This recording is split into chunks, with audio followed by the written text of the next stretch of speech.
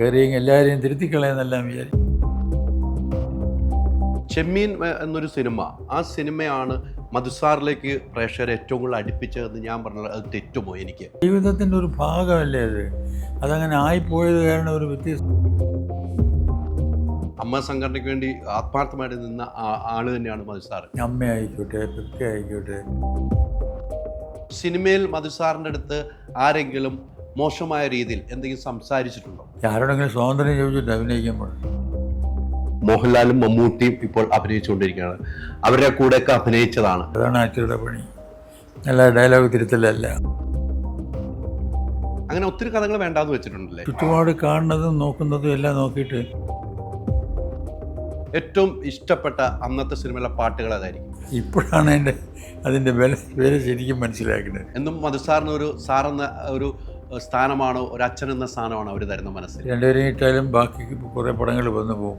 ആളെ കിട്ടൂല. ആ ഒരു സ്റ്റേജ് വന്നപ്പോഴേ എന്നെ പിടിച്ചിട്ടേ. ഏറ്റവും ഇഷ്ടപ്പെട്ട നായികയാരായിരുന്നു? അപ്പം ആവശ്യമില്ലാത്ത ഇപ്പം എനിക്ക് പോയിട്ട് വല്ല കാര്യമുണ്ട്.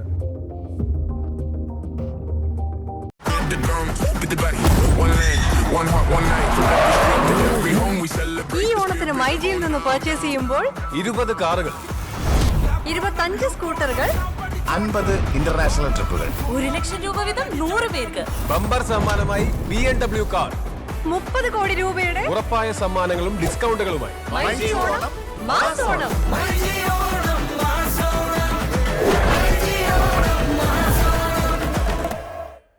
നമസ്കാരം.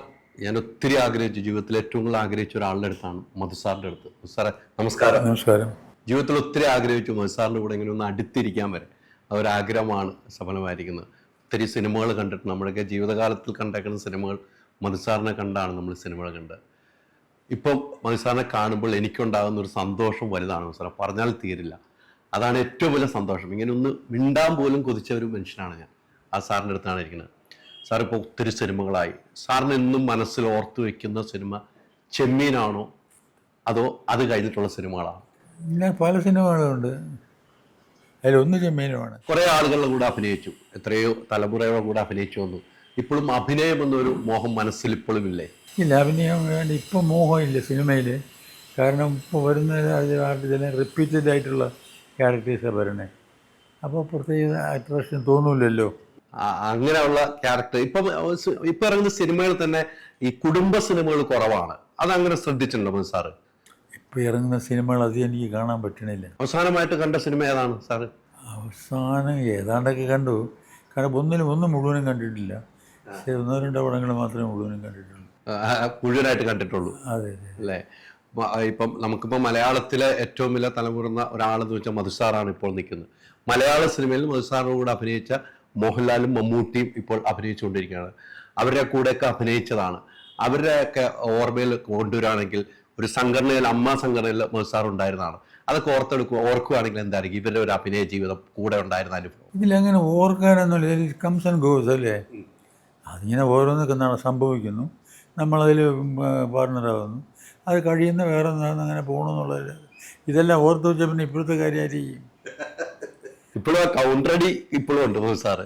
ചോദ്യങ്ങൾ കൃത്യമായിട്ട് തമാശ രൂപത്തിൽ മറുപടി ഇപ്പോഴും ഉള്ളതാണ്. സിനിമകൾ സംവിധാനം ചെയ്തു, നിർമ്മിച്ചു, ഒരു സ്റ്റുഡിയോയുടെ ഉടമസ്ഥനായിരുന്നു. ആ സിനിമകൾ ഇത്രയും സംവിധാനം ചെയ്തത് മധുസാറിന് എന്നും പ്രിയം ഏത് സിനിമയായിരുന്നു? സംവിധാനം ചെയ്ത സിനിമയിൽ മധുസാറിൻ്റെ സിനിമ ഏതായിരിക്കും? അങ്ങനെ പറയാനൊക്കില്ല. എല്ലാം നമ്മുടെ ആണല്ലോ അല്ലേ? അതെ, എല്ലാം നമ്മുടെ. അഭിനയിച്ച കുറേ താരങ്ങളായിട്ട്, നടികളുമായിട്ട് അഭിനയിച്ചു. ഏറ്റവും ഇഷ്ടപ്പെട്ട നായികയാരായിരുന്നു? അങ്ങനെ ആരെയും കയറി ഇഷ്ടപ്പെട്ടപ്പോൾ അത് ഓരോ ക്യാരക്ടറിനും ഓരോരുത്തർ പറ്റുമോ, നമ്മൾ ചേഞ്ച് ചെയ്യുന്നു പറ്റുമായിരുന്നു. ഇപ്പം എല്ലാ നായികമാർക്കും എല്ലാ റോളും ചെയ്യാനൊക്കില്ല. ചിലത് ചെയ്യാൻ ചില വിദഗ്ധരാണ്, മറ്റു ചിലത് ചെയ്യാൻ മറ്റുള്ളവരും ഇല്ലേ? അതെ അതെ. അതിൽ പ്രത്യേക മഴയും ഇഷ്ടപ്പെട്ടിട്ട് കാര്യമില്ല. ആ കഥാപാത്രത്തിന് യോജിച്ച ആൾ വരുന്നു. അതെ അതെ അല്ലേ? ഇപ്പം ഏറ്റവും സീനിയർ, മലയാള സിനിമയിൽ ഏറ്റവും സീനിയർ എന്ന് പറയാവുന്ന നമ്മളുടെ മുമ്പിലിരിക്കുന്ന മധുസാറാണ്. ആ സീനിയർ എന്നൊരാളിൽ ഇപ്പോഴത്തെ ആളുകൾ സിനിമയിൽ വരുന്നവരോട് എന്തെങ്കിലും ഉപദേശമുണ്ടോ?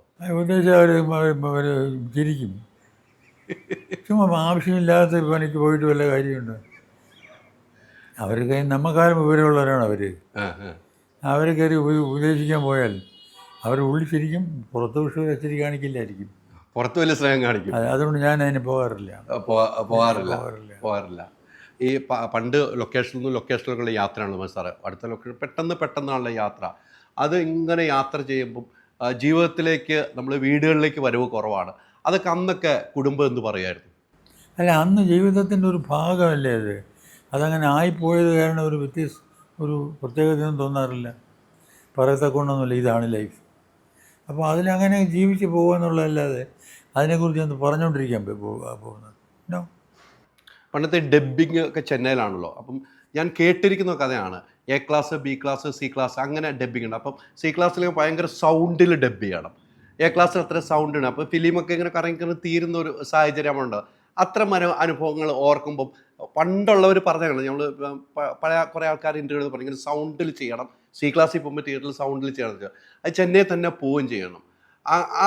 അതിൽ നിന്നൊക്കെ മാറി ഇപ്പോൾ ഡിജിറ്റൽ യുഗമായി, ഒത്തിരി വ്യത്യാസമായി. അന്ന് റീൽ കറങ്ങുമ്പോൾ തന്നെ പ്രൊഡ്യൂസറിൻ്റെ നെഞ്ചത്ത് കൈവയ്ക്കുമെന്നാണ് പറഞ്ഞത്, റീടേക്കൊന്നും വരാതെ.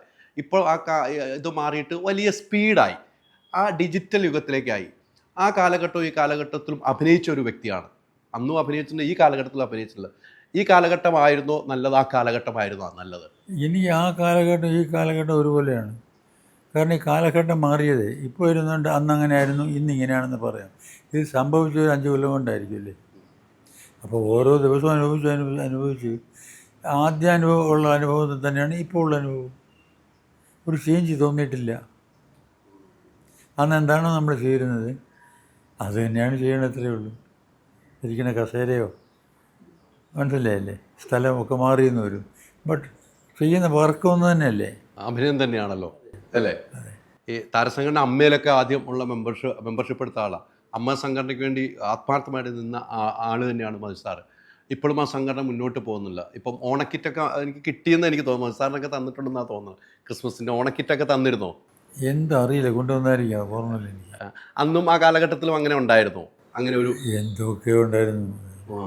അതിപ്പോൾ ഏത് ഓർഗനൈസേഷനും ഓരോ സമയത്ത് ഓരോ ഭരണ കക്ഷികൾ വരുമ്പോൾ, ഗ്രൂപ്പ്സ് വരുമ്പോൾ കുറേ വ്യത്യാസം ഉണ്ടാവും. ചിലത് സന്തോഷമായിട്ട് പോവും, ചിലത് കഷ്ടത്തിൽ പോവും. അതൊരു സ്വാഭാവികമാണ്. ഫോർ എനി ഈ പാർട്ടി ലൈക്ക് ദിസ്, അമ്മയായിക്കോട്ടെ, പെക്കെ ആയിക്കോട്ടെ, അല്ലെങ്കിൽ വേറെ എന്തെങ്കിലും അസോസിയേഷൻ ആയിക്കോട്ടെ, ഈ രാഷ്ട്രീയത്തിൽ തന്നെ ആയിക്കോട്ടെ, ഈ അഭിപ്രായ വ്യത്യാസങ്ങളും എല്ലാവർക്കും ഉണ്ടാവണമല്ലേ. അതുപോലെ അമ്മയിലും ഉണ്ടാവണം, ഇത്രയേ ഉള്ളൂ. സ്വാഭാവികമാണ്. അതവിടെ കഴിയുന്നു, പിന്നീട് ഒരു സുഹൃത്തുക്കളാവുന്നു. അതാണല്ലോ. ഏറ്റവും കൂടുതൽ സമയം ഉണ്ടായിരുന്ന സമയങ്ങളിൽ യാത്രയിലൊക്കെ വായനയായിരുന്നു, പാട്ടുകൾ കേൾക്കുമായിരുന്നു വണ്ടിയിൽ? രണ്ടും ചെയ്യില്ലായിരുന്നു. പാട്ടുകൾ കേൾക്കും, കാരണം അതിന് നമ്മളൊന്നും ചെയ്യണ്ടല്ലോ. ശരിയാണ്. വായനാശീലം കുറവായിരുന്നു. വായന ഈ പോകുന്ന വഴിയിലെല്ലാം വായിക്കുക, ഈ എന്നൊന്നുമില്ല. അല്ലാത്ത സമയത്ത് വീട്ടിലിരുന്ന് കോൺസെൻട്രേറ്റ് ചെയ്ത് വായിക്കുക അല്ലാതെ ഒരു വായനയില്ലായിരുന്നു. ഈ സ്ക്രിപ്റ്റുകളൊക്കെ അന്ന് സെലക്ട് ചെയ്യണത് എങ്ങനെയായിരുന്നു? അന്ന് സ്ക്രിപ്റ്റ് ഇപ്പോഴത്തെ കാലഘട്ടത്തിൽ ഓരോ സീനുകൾ വേണം, അല്ലെങ്കിൽ അത് മൊത്തമാണ്. അന്ന് മൊത്തം കഥകൾ കേൾക്കുമായിരുന്നു മധു സാറ് ഒരു സിനിമയുടെ? ഞാൻ മൊത്തം കഥകൾ കേൾക്കുകയല്ലേ, മൊത്തം സ്ക്രിപ്റ്റ് ആവശ്യപ്പെടും. എന്നിട്ടാണ് നമ്മൾ സിനിമ, നമുക്ക് വന്ന കഥാപാത്രം വേണ്ട എന്ന് വെച്ച കഥാപാത്രം കാണുമല്ലോ. പിന്നീട് ആ സിനിമ ഹിറ്റായി, അല്ലെങ്കിൽ ആ സിനിമ വിജയിക്കുമ്പോൾ മധു സാറിന് തോന്നിയിട്ടുണ്ടോ എനിക്കത് ചെയ്യാമായിരുന്നു എന്ന് പിന്നീട് തോന്നിയിട്ടുണ്ടോ? ഇല്ല, ഞാൻ പറഞ്ഞത് നന്നായി തോന്നിയിട്ടുള്ളൂ. നന്നായി തോന്നിയിട്ടുള്ളൂ. അതെ. അങ്ങനെ ഒത്തിരി കഥകൾ വേണ്ടാന്ന് വെച്ചിട്ടുണ്ടല്ലേ? ഒത്തിരി ഇല്ലെങ്കിലും കുറേ ഉണ്ട്. മധു സാറ് തന്നെ സ്വയം തീരുമാനിക്കുകയാണ് എനിക്ക് വേണ്ട എന്നുള്ളത്. എനിക്ക് പറ്റിയത് ഏതാണെന്നുള്ളത് എനിക്കറിയാമല്ലോ അല്ലേ. ഞാനത് ഇഷ്ടപ്പെടണോ ക്യാരക്ടറിന്, അപ്പോഴല്ലേ എനിക്ക് ചെയ്യാൻ പറ്റുള്ളൂ.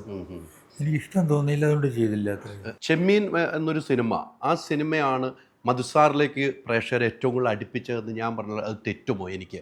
ഇല്ല, അങ്ങനെയൊന്നുമില്ല. ഈ ചെമ്മീൻ സിനിമയിൽ അഭിനയിച്ച തന്നെ ആ സിനിമ മറ്റ് സിനിമകളെ അപേക്ഷിച്ച് ഇന്നും ആളുകൾ ഓർക്കുന്നു എന്നുള്ളതാണ്. അത് സിനിമയുടെ ഗുണമാണ്, മനസ്സിലായില്ലേ. ചെമ്മീൻ സിനിമയല്ല, ഒരുപക്ഷെ ചെമ്മീൻ എന്നുള്ള സിനിമ ഇറങ്ങിയില്ലെങ്കിലും ഞാൻ എന്നുള്ള ആർട്ടിസ്റ്റ് ഇതുപോലെ തന്നെ ഉണ്ടാവുക. അതുപോലെ എത്ര നല്ല സിനിമകൾ എത്രയുണ്ട്. ചെമ്മീൻ പോലെ ആയില്ല എന്നുള്ളതേ ഉള്ളൂ. അതുപോലെ ആയില്ല. ഇല്ല, ലക്ഷക്കണക്കിന് നമുക്ക് നോവൽസ് ഉണ്ട്, തടിയുടെ ചെമ്മീൻ പോലെ മറ്റൊരു നോവലും വന്നിട്ടില്ല. അഭിനയമായിരുന്നു സംവിധാനം ചെയ്യുമ്പോൾ അഭിനയവും സംവിധാനവും കൂടെ ഒരുമിച്ചാകുമ്പോൾ ഇഷ്ടം ആ സമയത്ത് അഭിനയം തന്നെയായിരുന്നു, സംവിധാനമായിരുന്നു. അല്ല, ഇതെല്ലാം ഒരേ സംഗതിയാണല്ലോ. അപ്പോൾ ഈ അഭിനയവും പ്രൊഡക്ഷനും ഡയറക്ഷനും അതെല്ലാം കൂടെ ഒരുമിച്ച് വരുമ്പോൾ ഇതിലെല്ലാം ചെയ്യാൻ എളുപ്പമാണ്. കാരണം എല്ലാം നമുക്കറിയാം. അപ്പോൾ ഈ അല്ലാതെ ഇപ്പോൾ അഭിനയിക്കാൻ മാത്രം പോകുമ്പോൾ എൻ്റെ മനസ്സിലൊന്നുണ്ടാവും, ഡയറക്ടറുടെ മനസ്സിലുണ്ടാവും, ഇല്ലേ? ചിലപ്പോൾ റൈറ്റർ അവിടെ ഉണ്ടെങ്കിൽ അയാളുടെ മനസ്സിലുണ്ടാവും. അപ്പോൾ അതിൻ്റെ അകത്തോടെ ഈ ഇത് വരും. നേരെ മറിച്ച് നമ്മൾ എന്തെങ്കിലും ചെയ്യാൻ നാം തന്നെ ഇതെല്ലാം കൂടെ അങ്ങ് ചെയ്യുകയാണെങ്കിൽ ചെയ്യുമ്പോൾ അതിൽ കോൺസെൻട്രേറ്റ് ചെയ്യാൻ പറ്റും. റിസൾട്ട് കുറേ കൂടെ ബെറ്റർ ആക്കാൻ പറ്റും. എല്ലാം നമ്മൾ തന്നെയാണല്ലോ. അതെ, അല്ലേ? ഓരോ ജീവിതത്തിലും മുന്നോട്ടുള്ള യാത്രയിൽ ചിന്തിക്കാറുണ്ടോ, നാളെ ഞാൻ ഇങ്ങനെയാണ്, അല്ലെങ്കിൽ നാളെ ഞാൻ ഇങ്ങനെയാണ്, അല്ലെങ്കിൽ ഇത് കഴിയുമ്പം എൻ്റെ ജീവിതം ഇങ്ങനെ ആയിരിക്കും, അങ്ങനെ എന്തെങ്കിലുമൊക്കെ ചിന്തിച്ചിട്ട്? വേറെ ജോലിയില്ല മനുഷ്യന്. അത് ആലോചിച്ചുകൊണ്ടിരുന്നാൽ പിന്നെ നമുക്ക് മുന്നോട്ടില്ല. Unborn tomorrow and dead yesterday. Why fret about them if today be sweet? അതാണ് നല്ലതും. അത് കൃത്യമാണ്. എല്ലാവർക്കും എടുക്കാൻ പറ്റുന്ന ഉപദേശമാണ്. ഇപ്പോൾ അങ്ങനെയാണ് ചെയ്യേണ്ടതെന്ന് എനിക്ക് തോന്നുന്നത്. ഏറ്റവും ഇഷ്ടപ്പെട്ട അന്നത്തെ സിനിമയിലെ പാട്ടുകൾ അതായിരിക്കും? പലതുമുണ്ട്. ഇത് ഞാൻ പാടാതെ ഞാൻ അഭിനയിക്കാത്തൊരു കൂടത്തിലെ പാട്ട് എങ്ങനെ മനസ്സിൽ കയറ്റിട്ടുണ്ട്. അല്ലിയാമ്പൽ. അതെങ്ങനെയാണ് മനസ്സിൻ്റെ അകത്ത് മറ്റേ എല്ലാത്തിനും മുകളിൽ കയറി നിൽക്കണം. അതല്ലേ? അതെന്താണെന്നറിയില്ല. അതാണ് മനസ്സിൽ മൂളാറുള്ളൂ.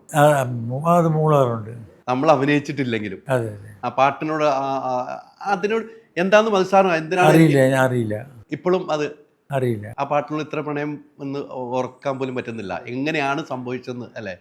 നമ്മൾ എത്രയോ നൂറുകണക്കിന് സുഹൃത്തുക്കളുടെ കൂടെ 1ാം ക്ലാസ് തൊട്ട് പഠിത്തം നിർത്തുന്നവരെ എത്ര ഇത് ക്ലാസ്മേറ്റ്സ് ഉണ്ടായിട്ടുണ്ടാവും. നൂറുകണക്കിനില്ലേ? ഇല്ലേ? അതിലാകപ്പാടെ ശരിക്കും ഓർക്കുമ്പോൾ 1-2 പേരെ ഓർമ്മ വരുന്നുള്ളൂ. അതുപോലെയാണിത്. അതുപോലെയാണ് ഈ പാട്ടിന്. സംവിധായകന്മാർ കുറേ സംവിധായകൻ്റെ കൂടെ അഭിനയിച്ചിട്ടുണ്ട്. പലതും പല ആളുകളായിരിക്കും. മധുസാറിന് എപ്പോഴും ഒരു മധുസാർ അഭിനയിച്ച് ചെയ്യുമ്പം അഭിനയം തൃപ്തനാണെന്ന് ആ ഡയറക്ടറിൻ്റെ മുഖത്ത് നോക്കി പറയാൻ പറ്റുമോ? അല്ലെങ്കിൽ ആക്ഷൻ കട്ടിനിടയ്ക്ക് അദ്ദേഹത്തിന് മുഖത്ത് നോക്കുമ്പോൾ ഇത് കൊള്ളാമെന്ന്, എനിക്ക് ഇഷ്ടമായി എന്ന് അദ്ദേഹത്തിന് തോന്നിയെന്ന് മനസ്സിലാക്കാൻ പറ്റാറുണ്ടോ? ഇല്ലാതെ ഓരോ ഷോട്ട് എടുക്കുമ്പോഴും നോക്കിയാൽ മനസ്സിലാവും അയാൾ സാറ്റിസ്ഫൈഡ് ആണോ അല്ലേ എന്നുള്ളത്. സാറ്റിസ്ഫൈഡ് അല്ല എന്നുണ്ടെങ്കിൽ ഇങ്ങോട്ട് പറയുകയും ചെയ്യും, അത് കറക്റ്റ് ചെയ്യാൻ നോക്കുകയും ചെയ്യും. കറക്റ്റ്. ഈ സംവിധായകരുടെ അടുത്ത് നമ്മൾ ഓരോ കഥ കഴിഞ്ഞിട്ട് നമ്മൾ അവിടെ പോയിട്ട് നമ്മുടെ അഭിപ്രായം പറയാനുള്ള സ്വാതന്ത്ര്യം അന്നുണ്ടായിരുന്നു. ആരെയും സ്വാതന്ത്ര്യം തരണേ? നമ്മളത് ചെയ്യണേ.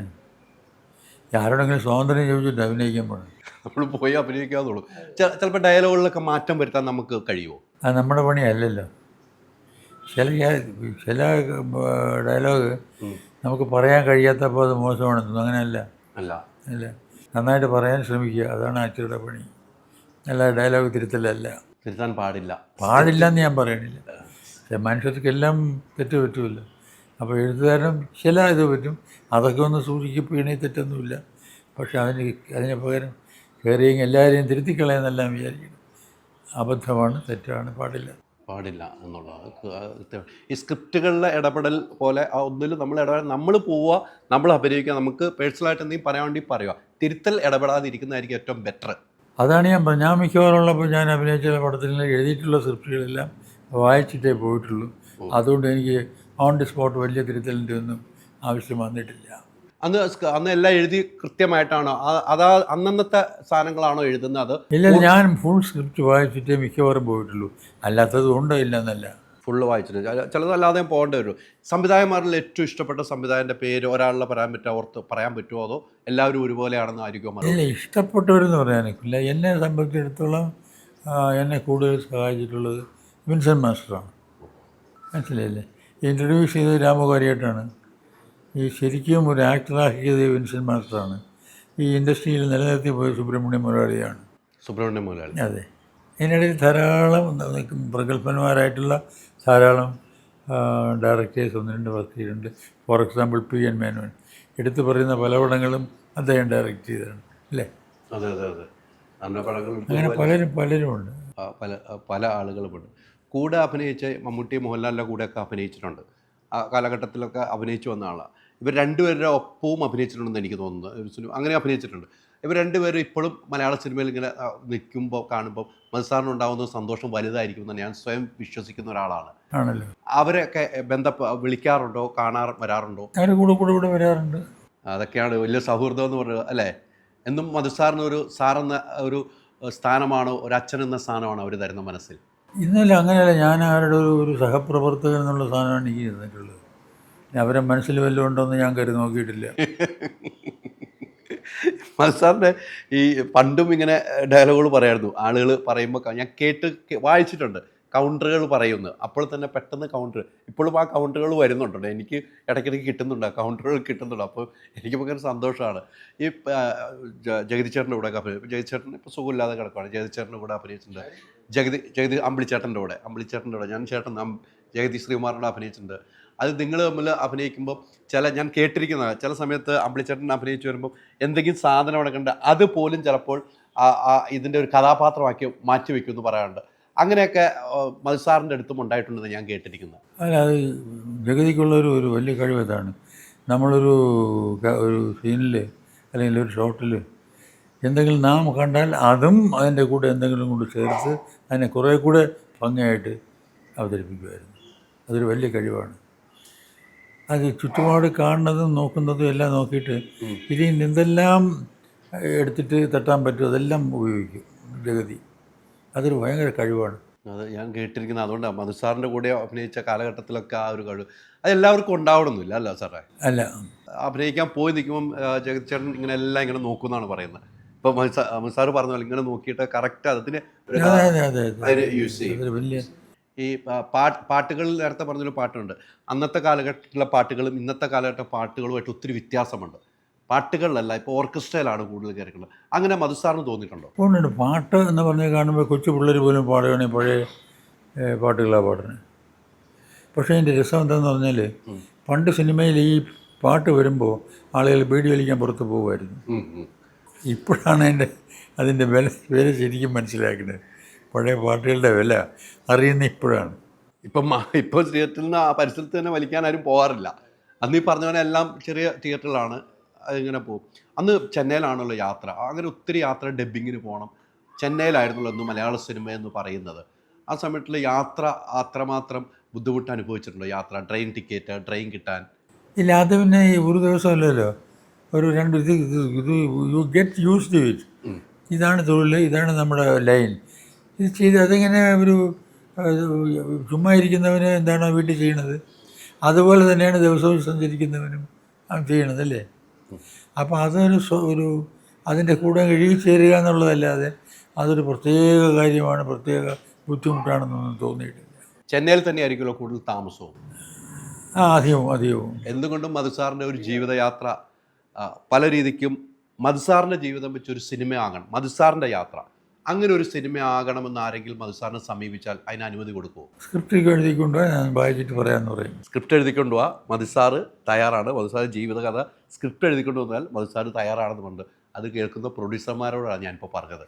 അങ്ങനെ വരുന്നാൽ നമ്മളെന്തായാലും കറക്റ്റാണെങ്കിൽ കൊടുക്കും. നമ്മുടെ ജീവിതം പഠിച്ചിട്ട് വന്നതാണെങ്കിൽ. അതെ. പഴയ സുഹൃത്തുക്കളിൽ ഇപ്പോൾ ഏറ്റവും കൂടുതൽ അടുത്ത് നിൽക്കുന്ന ആരാണ്? പഴയ സുഹൃത്തുക്കൾ അടുത്ത് നിന്നവരെല്ലാം പോയി. വളരെ അടുത്ത് നിന്നായിരുന്നു അടൂർ ഭാസി, ശങ്കരാടി, ബഹദൂർ. പിന്നെ ഈ ഹീറോസിലാണ് സത്യൻ സാറ്, നസീർ, സോമൻ, സുകുമാരൻ, ജയൻ, അങ്ങനെ കുറേ പേര്. അവരെല്ലാം സലാം പറഞ്ഞു പോയി. അവർക്ക് അവിടെ ഇരുന്ന് കാണട്ടെ എല്ലാം നമ്മുടെ ജീവിത യാത്ര. ഈ നസീർ സാറുമായിട്ടാണല്ലോ കൂടുതൽ സിനിമകൾ, നസീർ സാറുമായിട്ടാണ് ആ കാലത്ത് കൂടുതൽ സിനിമകൾ ചെയ്തുകൊണ്ടിരുന്നത്. ഒരു മധുസാറ് ആ കാലഘട്ടത്തിൽ നസീർ സാറ്, സത്യൻ സാറ്. അതാദ്യം അങ്ങനെയായിരുന്നു. ഒന്നിൽ സത്യൻ മധു അല്ലെങ്കിൽ നസീർ മധു, അങ്ങനെയാണ് കുറേ വന്നിട്ടുള്ളത്. കുറേ നമ്മുടെ അന്ന് പടങ്ങളുടെ എണ്ണം കുറവായിരുന്നു മലയാളത്തിൽ. പടങ്ങളുടെ എണ്ണം കൂടി. അപ്പോൾ അവർക്ക് രണ്ടുപേരെയും ഇട്ടാലും ബാക്കി കുറേ പടങ്ങൾ വന്നു പോകും. ആളെ കിട്ടില്ല. ആ ഒരു സ്റ്റേജ് വന്നപ്പോഴേ എന്നെ പിടിച്ചിട്ടേ. ഏറ്റവും കൂടുതൽ വിഷമം ഉണ്ടാകുമ്പോൾ എന്താ ചെയ്യുക? ഏറ്റവും കൂടുതൽ നമുക്ക് ചില സമയത്ത് വിഷമങ്ങളുണ്ട്, എനിക്കുണ്ട്, എല്ലാവർക്കും ഉണ്ട്. ആ സമയത്ത് മധുസാർ എന്താ ചെയ്യുക? വിഷമമുള്ളപ്പോഴും അത് സോൾവ് ചെയ്യാൻ ശ്രമിക്കും. എന്തിനാണ് വിഷമം ഉണ്ടായത് അതിനെ എങ്ങനെയെങ്കിലും സോൾവ് ചെയ്യാൻ ശ്രമിക്കും. ഏതെങ്കിലും സമയത്ത് ഒറ്റപ്പെട്ടു എന്നൊരു ഫീൽ ഉണ്ടായിട്ടുണ്ടോ? ഇല്ല, ഒറ്റപ്പെട്ടു എന്നൊരു ഫീലിംഗ് ഉണ്ടായിട്ടില്ല. ഒറ്റപ്പെട്ടിട്ടില്ല. സിനിമയിൽ മധുസാറിൻ്റെ അടുത്ത് ആരെങ്കിലും മോശമായ രീതിയിൽ എന്തെങ്കിലും സംസാരിച്ചിട്ടുണ്ടോ? സാറിനുള്ള ഒരു റെസ്പെക്ട് കുറവ് പോലെ അങ്ങനെ ഫീൽ ചെയ്തു? അങ്ങനെ ആരും സംസാരിച്ചിട്ടില്ല. ഇല്ല, എനിക്ക് ഓർമ്മയില്ല. ഞാൻ അതിനുള്ള അവസരം കൊടുത്തിട്ടുമില്ല. എപ്പോഴെങ്കിലും ഒന്ന് ഡൗൺ ആവുമ്പോൾ അങ്ങനെയല്ല, അല്ലെങ്കിൽ മധുസാറിനെ മധു എന്ന് വിളിക്കാൻ പറ്റുന്ന സുഹൃത്തുക്കളാണ്, ചേട്ട എന്ന് വിളിക്കാനുള്ള സുഹൃത്ത്. അപ്പോൾ ഒന്ന് ഡൗൺ ആകുമ്പോൾ ചേട്ടാ അങ്ങനെയല്ല, ചേട്ടൻ ഒന്നും കൂടെ ഒന്ന് ശരിയാകണം. ഡൗൺ ആകുമ്പോൾ അങ്ങനെ ആരെങ്കിലും അങ്ങനെ ഡൗൺ ആയിട്ടുണ്ടോ? അങ്ങനെ ഇന്നൊരാരും പറഞ്ഞിട്ടില്ല. അങ്ങനെ ഡൗൺ ആയിട്ടുണ്ടോ ഏതെങ്കിലും സമയത്ത്? എനിക്കറിയില്ല, ഡൗൺ ആയെന്ന് എനിക്ക് തോന്നിയിട്ടില്ല ജീവിതത്തിൽ. സിനിമയിൽ ഏറ്റവും കൂടുതൽ യാത്ര ചെയ്തേക്കുന്ന ലൊക്കേഷൻ ഏതായിരിക്കും? ഏറ്റവും കൂടുതൽ ലൊക്കേഷൻ ഏറ്റവും കൂടുതൽ സിനിമ ഷൊർണൂറാണ്. ഷൊർണൂറല്ല, അല്ലേ, ഷൊർണൂരിൻ്റെ ഇപ്പുറത്തുള്ള മിക്കവാറും സ്ഥലത്തിൻ്റെ പേരെന്താ? ഒറ്റപ്പാലം. ഒറ്റപ്പാലം ഒരു ഗവൺമെൻറ് റെസ്റ്റ് ഹൗസും ഗസ്റ്റ് ഹൗസും ഹോട്ടലും ഇത് വള്ളത്തോളിൻ്റെ ആ ഏരിയയുടെ പേരെന്താണ്? വള്ളത്തോൾ അദ്ദേഹം ജീവിച്ചിരുന്ന അദ്ദേഹത്തിൻ്റെ പേരല്ല.